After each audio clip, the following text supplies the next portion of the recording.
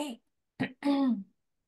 I am going to go ahead and get started with the introductions, and then I'll turn it over to you, Ava, to get the talk, and then we'll save some time for questions at the end. All right. So, welcome to the Black in Comp Bio seminar series hosted by the Black Women in Comp Bio org, or BWCB.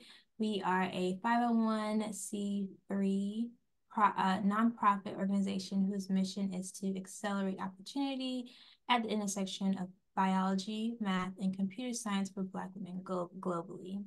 We have about 300 members across the globe, as well as over 3,000 supporters of the network. And today we're excited to present our Black in Comp Bio seminar series featuring Dr. Ava Amini.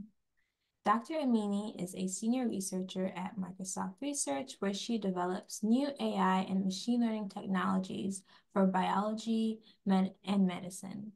She completed her PhD in biophysics at Harvard University and a BS in computer science and molecular biology at MIT.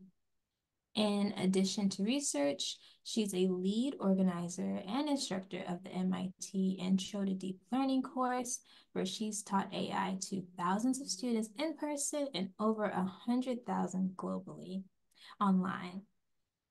She is also a co-founder of MomentumAI, which teaches all expenses paid education programs for high schoolers to learn AI. So join me in welcoming Dr. Ava Amini as she talks to us about AI and biology. Thank you so much, Melissa, for the kind introduction and for the invitation to have me here in this seminar series. So I'm very excited today to have the opportunity to share with you all some of the recent work from our group in Microsoft Research that is focusing on this vision of how we can develop new AI methods to optimize biological design and optimize the process of biological discovery. And so I think that, right now we're at this time, a very exciting time in the field where we're starting to realize this vision of the promise of machine learning and artificial intelligence, or AI, for biomedicine. And we're already seeing tremendous examples of this coming up in the literature for applications, from the ability to diagnose disease like cancer from medical images like X-rays or CT scans, to new machine learning methods to be able to understand biology at the fundamental level, such as methods for protein structure prediction, and ultimately new methods that move us closer to be able to realize this vision of therapeutic design. So in this example here, I'm showing an image of on the top right, an antibiotic, halicin, that was discovered by a machine learning method, as well as on the bottom left, a design of a viral vector for improved gene delivery as a therapy. And so common to all these themes is this kind of unifying mission of trying to develop new AI systems to optimize biological design, execution, and knowledge. And yet I'd argue that we're yet to realize this full potential of AI in biomedicine. And in my view, I think that can come down to several reasons, but two that I'd specifically like to highlight are, firstly, the tremendous complexity of biology as an entity, right? Biology is hierarchical, it's nuanced, it's complex. There's so much that we don't understand. So, for example, this image that I'm showing on the left here is an artist's rendition of a bacterial cell wall at 1 million times magnification, with the individual biomolecules colored in these different colors.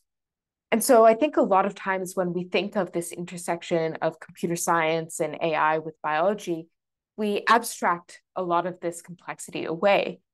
And yet we're faced with this nuance of trying to be able to understand and pick up and reason about that complexity in an automated way.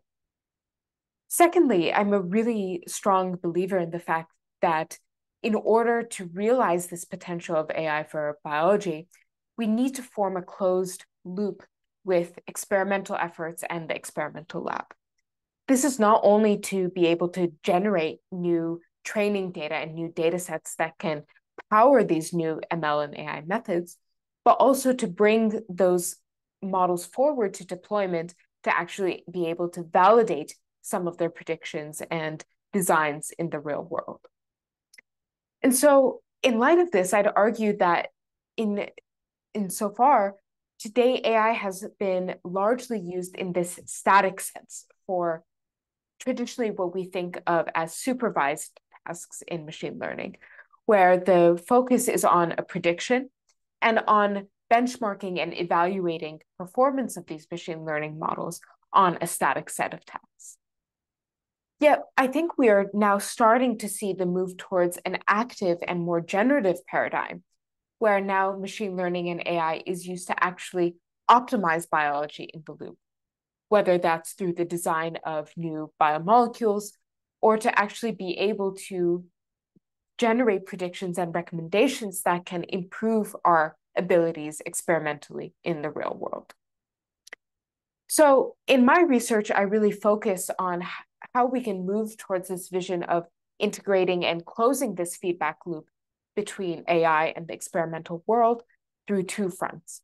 One being how we can build generative AI models to optimize biological design, for example, the design of new biomolecules.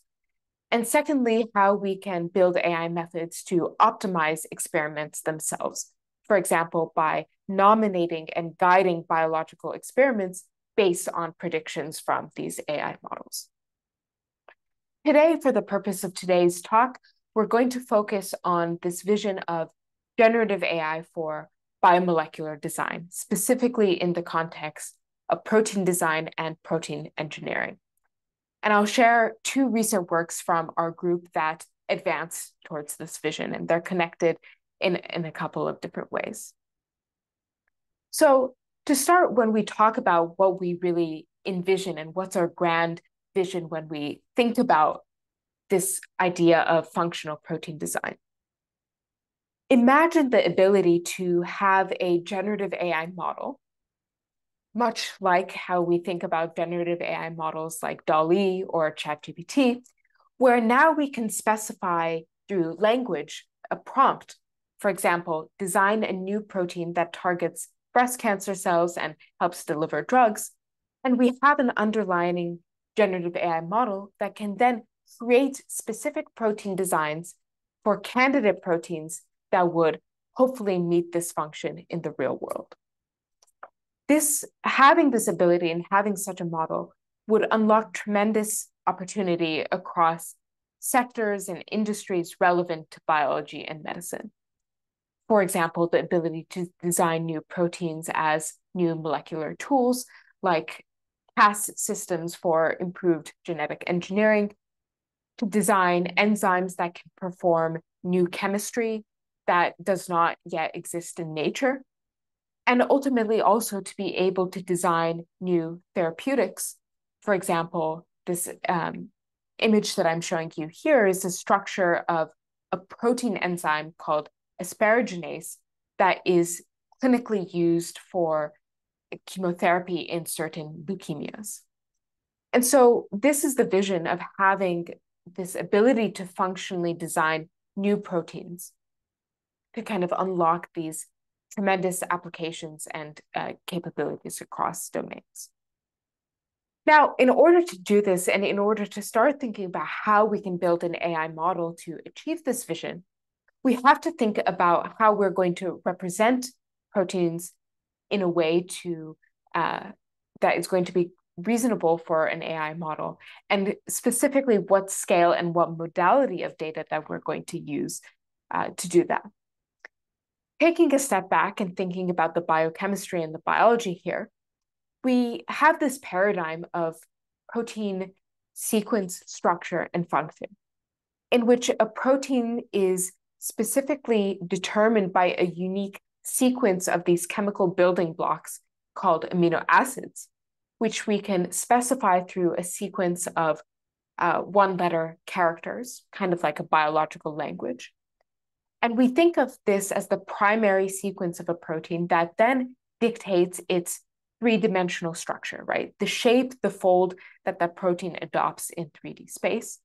And traditionally, we think of this structure as then begetting a specific function that that protein can then enact or actuate in the cell. And so within our group, we have this guiding vision of how we can reason about these modalities in a biologically grounded way to now develop new generative AI methods to optimize protein design across these scales and across these modalities. And so today I'll first share some work that we have recently done in developing new methods for protein structure design, and then move towards how we think about more closely linking function to sequence directly. So first thinking about protein structure and how protein structure is specified and how that links to its biology in the real world. When we had this idea to think about how we can now build generative AI methods to design new proteins, we turned to nature and drew inspiration from the process by which proteins naturally fold to adopt a final 3D structure. And as you may know, as a protein is being made, as it's being translated in the cell, it can initially adopt an unfolded configuration, which maybe we can think of as effectively as random.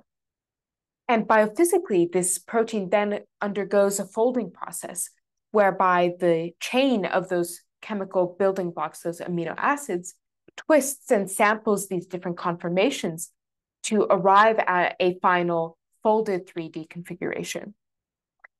Now, the bonds that connect these atoms in this protein chain are specifically defined by a series of bond angles, which I'm denoting here in this diagram.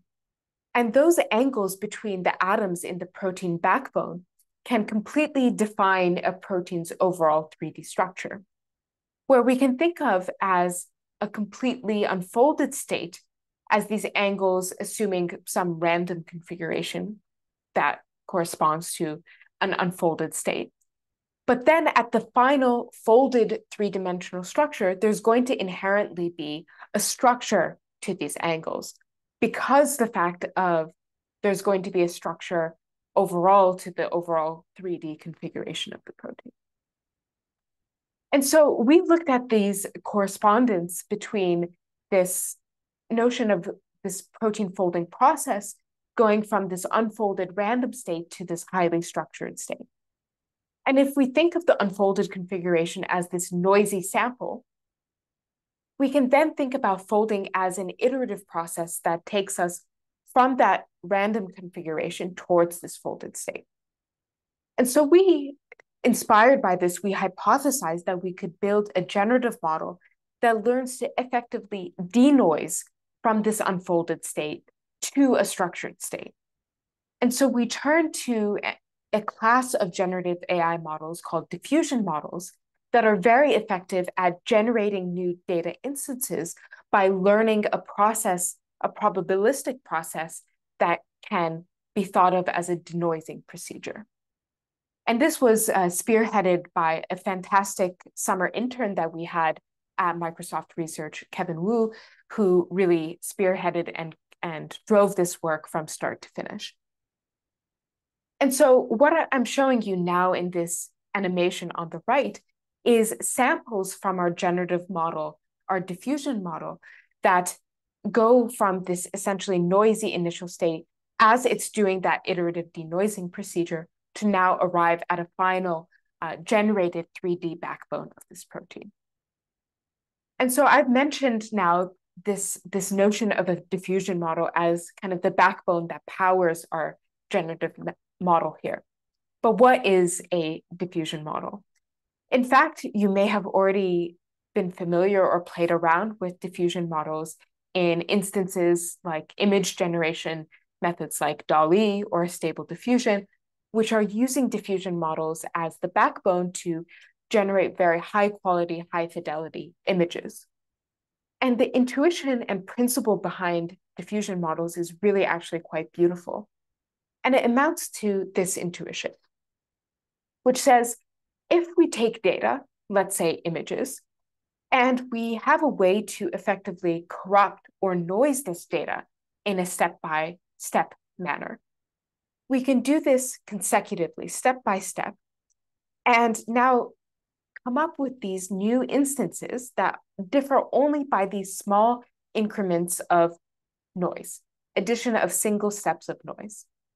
And we can now take these progressively noised images and use them as a way to train a neural network model to effectively learn how to remove this noise step by step to be able to undo this corruption process.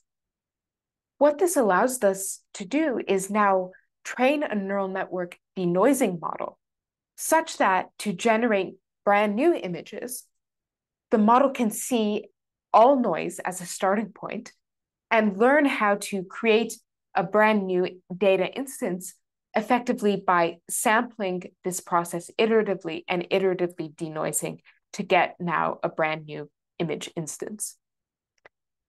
This principle of iterative denoising and learning this denoising process is exactly the backbone that we used to generate now our protein structural generative model that we call folding diffusion or folding diff. Now, instead of images, we think of our values here, our data here, as those bond angles that specify the geometric relationship between the atoms in our protein backbone. And here, now our completely noised, our random state is a random set of bond angles corresponding to that unfolded protein chain. And our real data, our true data, is that structured set of angles that corresponds to the final folded 3D configuration of a protein backbone.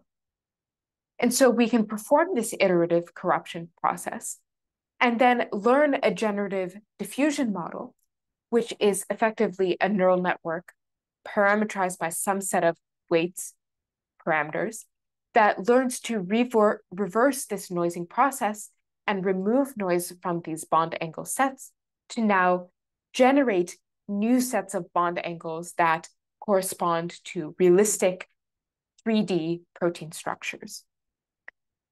The beauty here is that because our data X are these bond angles corresponding to the structure of a protein backbone, what this allows us to do is to use a relatively simple, straightforward neural network architecture, like a transformer, to actually learn this generative diffusion model architecturally.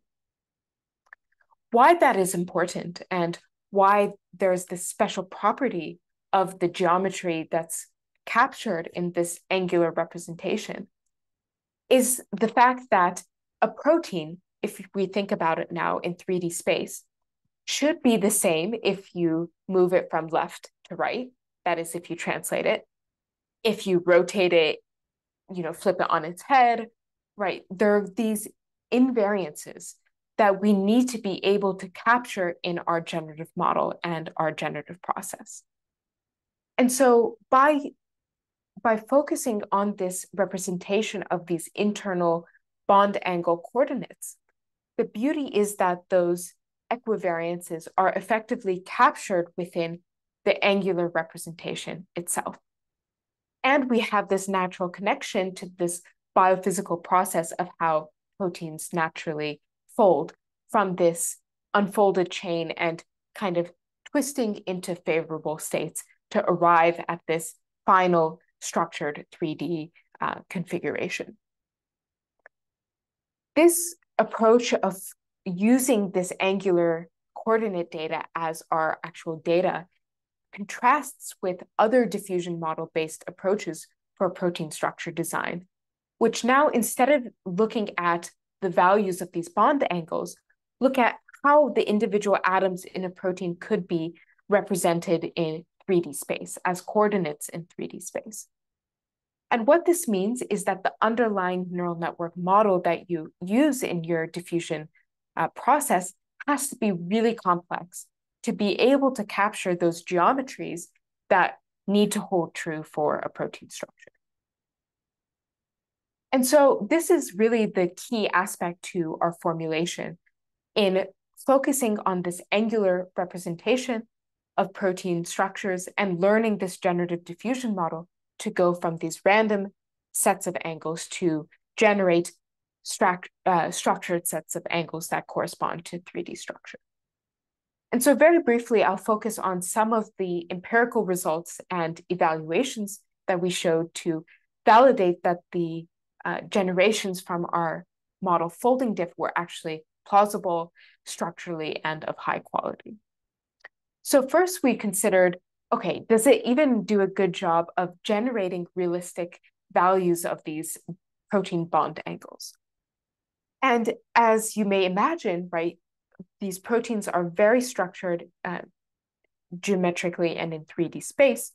And so there is a significant correlation to the distributions of these bond angles in terms of their relationships with each other and their co-occurrences.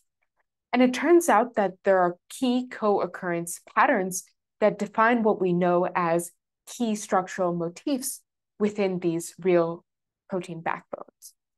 And so here what you're seeing is a visualization of two of those bond dihedral angles, phi and psi, and how they show consistent correlations with each other that define key structural elements like helices and sheets in protein backbones. And what we see is that when we are sampled from our folding diff generative model, we are able to generate protein bond angle sets that capture these correlations that define these key structural motifs that we see in nature. And indeed, you can see some of those structures come to life when we visualize some sample generations from our folding diff model. Notably, you see the presence of these helices, these presence of these sheets, and how they occur together. And when we compare this to structures from the training set, qualitatively, we see that our generations are distinct, but are showing similar patterns and motifs as we see in nature. We go on in our paper, and I'll refer you to the reference there, to further characterize these designed protein backbones more quantitatively, namely to show that they can actually be realized by real amino acid sequences, that the generations and the backbones themselves are structurally diverse and novel, and that they are of sound quality and plausible. And I'll also note that if you're working in the space or are just curious and want to play around with our models, all source code and data sets are all open source on GitHub, and they're also available on Hugging Face for ready download and use. So folding diff we think of as a first step towards protein structural design. And in fact, since we came out with the work and since we preprinted that work, there was a rapid spur of additional generative methods and specifically diffusion models that really focused in on this question of structural design. And the reason being is that structure is very commonly thought of as the closest place to get to protein function. And so there was a lot of enthusiasm around developing better and better generative AI methods to perform protein structure design. But taking a step back at kind of our workflow here of how we think about defining protein function and what the scales and modalities we consider when we think about protein biology. If you look at it, some would argue, and I would argue, that we could think of structure kind of as a middle person, right, in this workflow of going from sequence to function. And ultimately, we thought, okay, well, if we reason that protein function, or we hypothesize that protein function and protein structure are encoded in this biological language of amino acids, what if we could flip this paradigm on its head and have this vision of now being able to go from a desired function that we want the protein to achieve to a new protein sequence that could then be synthesized and realized as an amino acid sequence that we could then test and evaluate in the real world. And so this vision of learning over protein sequence space, which is much, much more vast, we have much more data for it, and in some ways gives us a universal design space to think about protein biology, motivated us now to develop a new generative model that could learn from protein amino acid sequence data and be able to now generate new instances in this modality. And indeed, this is what we next did in developing, again, a diffusion-based generative model to now focus on protein sequence design because of our hypothesis that it could allow us to more directly and more scalably link function to realize desired functions. And so this was the inspiration behind very recent work in developing this diffusion model that we call EvoDiff. And EvoDiff is a protein sequence generative model that is trained on data that spans evolutionary scale. And what I mean by that is we have taken a data set of about 50 million unique protein amino acid sequences that have been drawn from proteins spanning many, many different biological functions from many different organisms from across the tree of life. And this was the result of a tremendous team effort across multiple groups and individuals within Microsoft Research, and led primarily by an applied scientist in our group, Sarah Alamdari, and also tremendous work from an undergraduate, Nitya Thakkar, who was interning with us at the time of working on this. And so the vision here, again, is to learn from these large-scale protein sequence data sets to now be able to generate new protein sequences from our trained EvoDiff model. And very similar to how I introduced with our folding diffusion structure model, EvoDiff learns to generate new proteins in a similar way, again, employing this diffusion-based process. But there's an important distinction here, because unlike images and unlike numerical values of bond angles, protein sequences are a language, and it's inherently discrete data. And so to be able to train a model like EvoDiff, we need a way to effectively corrupt this protein sequence data in a grounded way. And so what we do here is we effectively noise and corrupt this protein sequence data by corrupting individual amino acid tokens or individual amino acid residues with a special corruption token, which I'm denoting here as a hashtag. And this corruption happens in any possible order and all possible orders for a given protein sequence, meaning it doesn't have to go from left to right. It doesn't have to be a fixed ordering of this corruption. This corruption is occurring at randomly chosen positions in an iterative stepwise fashion. What this then generates is these individual training instances where the corruption differs by just a single step.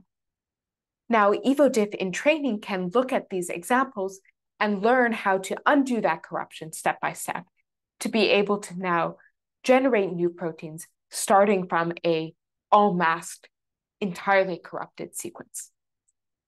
We are able to train our EvoDiff model by doing this process on approximately 50 million unique protein sequences using a backbone convolutional neural network-based model that's about 640 million parameters in size. And so in this space of language modeling, and specifically protein language modeling for protein design, there has been a lot of tremendous work in the literature that has proposed different methods beyond diffusion models for generating or learning new protein sequences.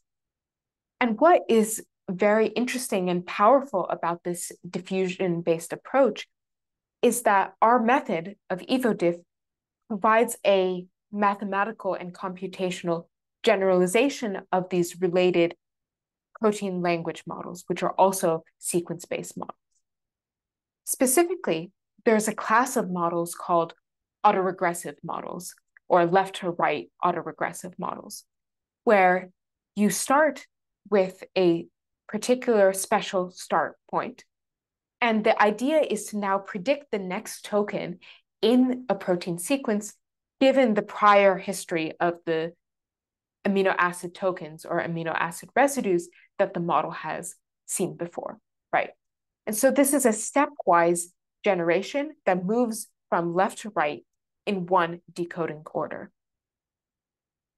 Our method of EvoDiff that uses a diffusion-based framework gives us a generalization of this because we are able to mask and decode in an arbitrary order. We're not fixed to this single left to right decoding of the next token or next character prediction task. There's another class of models, of language models, that are called masked language models, where now the task is we have some sequence of a protein amino acid sequence, and we corrupt a fixed percentage of those tokens, of those amino acid residues, and say in a single step, ask the model to predict the most likely amino acids at those masked or corrupted positions. These types of masked language models are only trained on a single step, whereas the diffusion-based approach generalizes this to train on all possible steps, all possible subsets of these masking tasks. And the concrete benefit here is that because the diffusion-based framework is trained from scratch to generate at every step of this corruption process, we see a big gain in the quality of the generations compared to these masked language modeling approaches. What this means now is when we have a trained model, or when we have our trained EvoDiff model, when we now want to do inference and generate a new protein design, we can specify an entirely corrupted sequence of a given length. And then the model is learning to and is tasked to undo this corruption, right? So when it makes an inference given a new potential starting sequence of all corrupted tokens, it decodes this step by step, generating and producing the individual amino acid residues step by step, as you're seeing here on the left.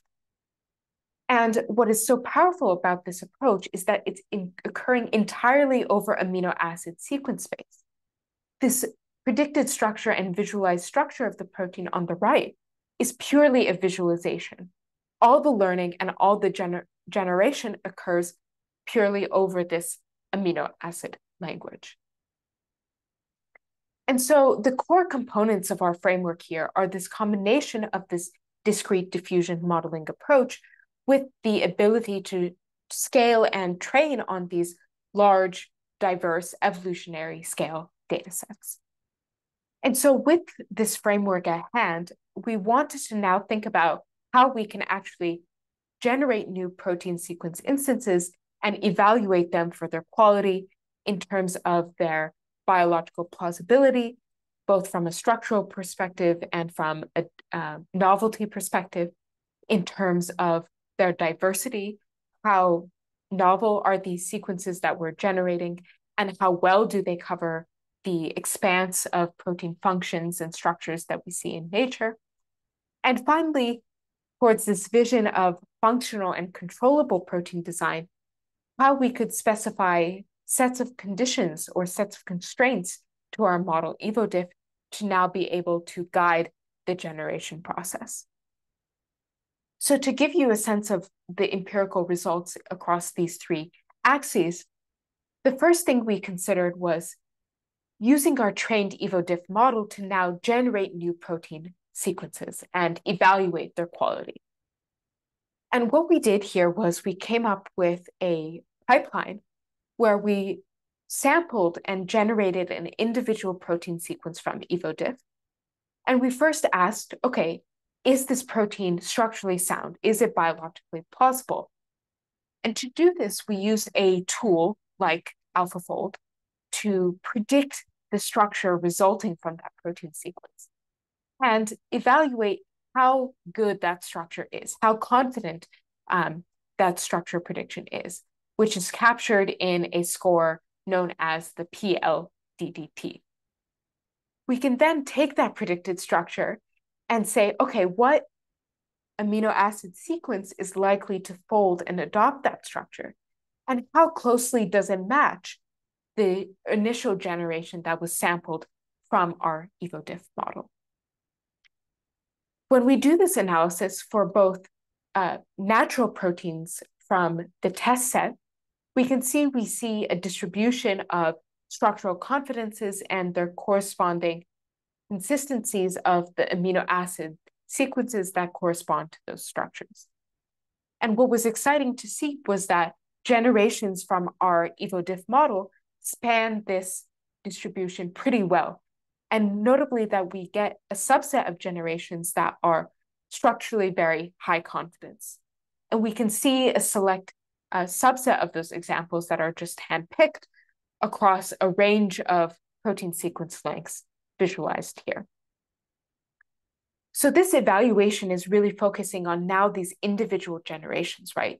How structurally sound and plausible are those individual generated proteins?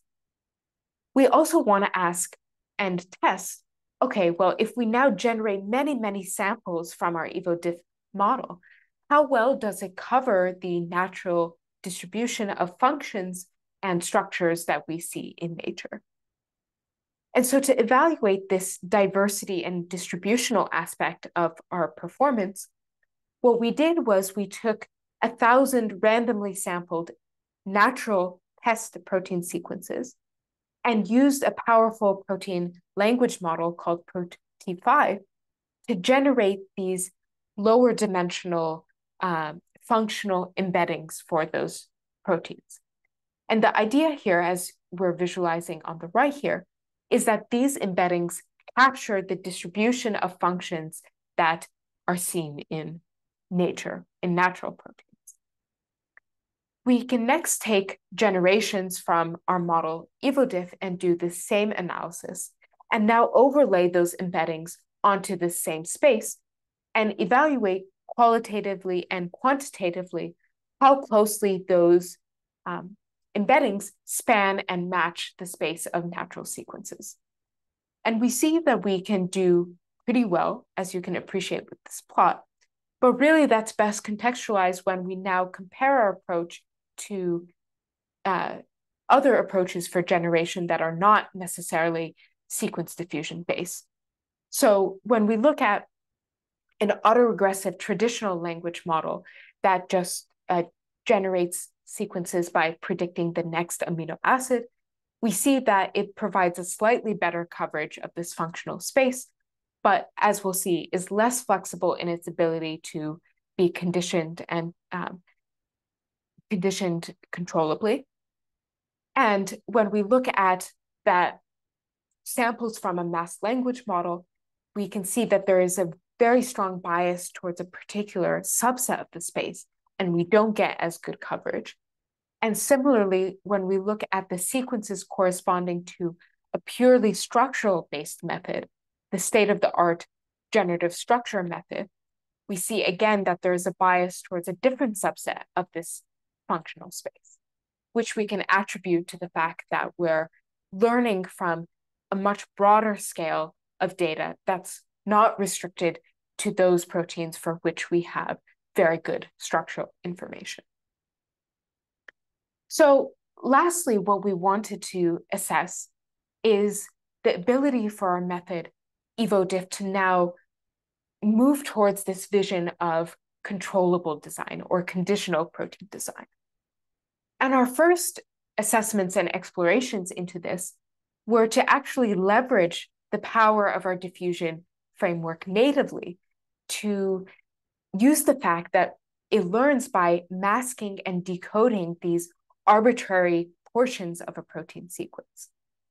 And what this allows us to do is gives us a very natural way for conditional generation.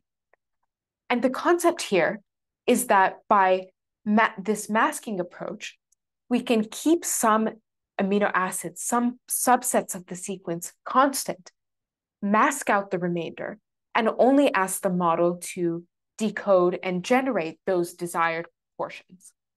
And that subsetting can occur in any arbitrary order, which is really the power of our diffusion-based framework. And so we explored this in a couple of different ways in our work. The first was to look at now alignments of many sequences, not just one protein sequence, and be able to only mask out a single protein and ask the model to now generate a particular instance given that information from all those evolutionarily related proteins that were closely aligned to the target that we want to generate. What I'll focus on, though, for the remaining time is, I think, one of the most powerful results from our work, which considers this notion of functional scaffolding, where you can think of the intuition of having a particular subset of amino acids in a protein sequence, highlighted here in green, that are functionally important to that protein. And we want to hold those fixed and now ask the model to design around that and use those fixed portions as information to now generate a new protein holding those particular parts constant. And the biological motivation for this is this fact that in a lot of protein functions are mediated by this motif scaffold framework, where there is a particular subset of a protein that plays an important functional or structural role, and that's stabilized by the remaining components of the protein structure, what we can think of as the scaffold.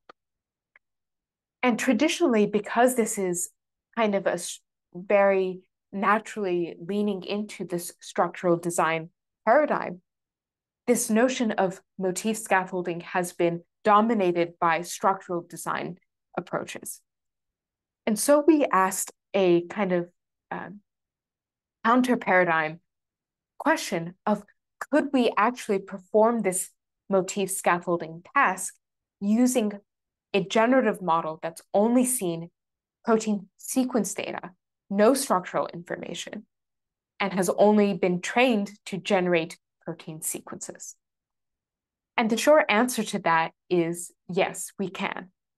And our method EvoDiff gives us a framework for doing this through this controllable decoding and masking approach. And so in this visualization, we can see that ability kind of come to life, where here in this example, I've taken a protein that binds calcium in the cells. And in green, what we've done is we've highlighted both the structure and the amino acid sequence of that functional motif that's responsible for that calcium binding function. Now, with EvoDiff, what we can do is we can take that functional part as a sort of biological prompt, if you will. And EvoDiff just sees the amino acid context of those specific residues and then designs a brand new protein sequence around that part, step by step from the bottom up, entirely in protein sequence space.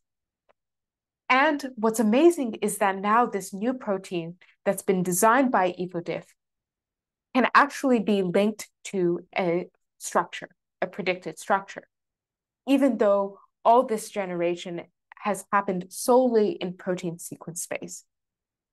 And as you'll note, right, the beauty of this is that there's no explicit structural information needed for this kind of flexible functional scaffolding type of task.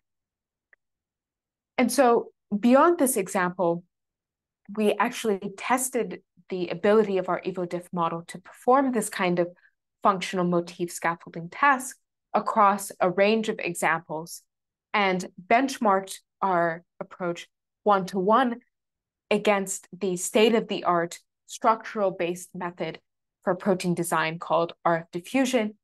And across these examples, which are taken from different proteins existing in biology, we can look at metrics of success in terms of how closely we get at preserving that functional motif and benchmark the number of successful generations from variants of our EvoDiff model compared to successful generations from a purely structural-based method.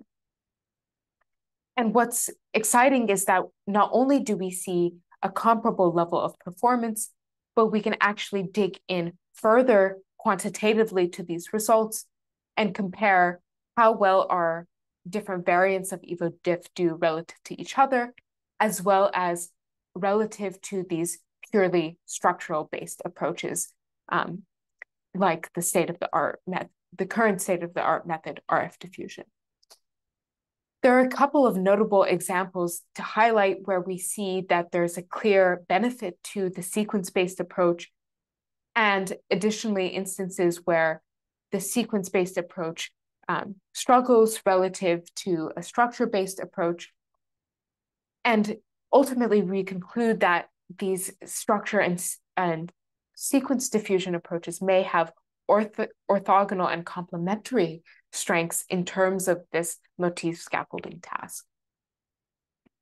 And currently, we're taking some of these designs and these examples that we have generated for these functional scaffolded designs, as well as for some of the pure samples from the native EvoDiff model, to actually move them forward experimentally and biologically validate them in the real world through different classes of protein functional tests. So to really kind of summarize what we have done in this work is we've designed a generative model for flexible and controllable protein generation over sequence space that we call EvoDiff, that gives us a platform and a foundation to not only generate new protein instances unconditionally by sampling from the model, but also gives us a natural way to perform different types of conditioning and perform these types of functional motif scaffolding types of tasks. And most importantly, we see this as just the first step to the beginnings of more and more work in protein design to be able to move closer to this vision of controllable generation, to be able to actually specify desired functions, whether they be in text, whether they be in natural language or in chemistry, and use this as a form of conditioning or guidance for these generative models to be able to now design new proteins to meet those functional constraints. And so to conclude, I'll just note by saying that our efforts here in developing generative AI methods for protein engineering and molecular design are just part of the broader picture of research that's going on within our group at Microsoft Research, that's united in this vision of leveraging and developing new AI systems to optimize biology and enable new biological design and discovery. And we're really thinking about this at all scales of the biological hierarchy, all the way from the molecular level with work in proteins, as I shared today, all the way up to the patient level, thinking about population level genetics and biomarker discovery. And with that, I'll conclude and graciously thank everyone in our team and our group who are not only amazing colleagues, but really outstanding people and just a pleasure to work with.